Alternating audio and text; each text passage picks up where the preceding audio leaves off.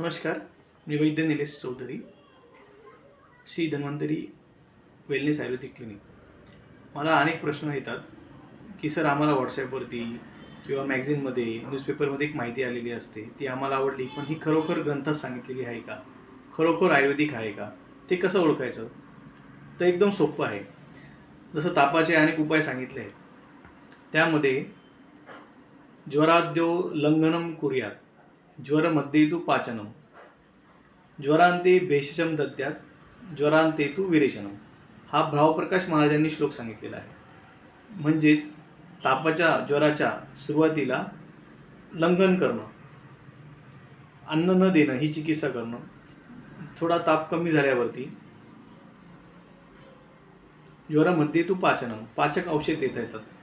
जसं सुंठाचं पाणी आहे, आमच्या काही औषधी आहेत. आणि ज्वरांते तु भेषजनम, मग ज्वर जाता जाता शेवटी औषध द्यावे. आणि ज्वर गेल्यानंतर सर्व दोष शरीरातून बाहेर पडण्यासाठी विरेचन, म्हणजे औषधी देऊन संडासातून व्याधी गेल्यानंतरचं होणारं जे नुकसान आहे ते शरीरातून बाहेर काढणं. अशा प्रकारे श्लोकात आणि आचार्यजी परमपूज्य भावप्रकाशजी, चरकजी, सुश्रुतजी यांच्या ओरिजिनल श्लोकात सांगितलेली माहितीच ही आयुर्वेदिक समजावी. धन्यवाद.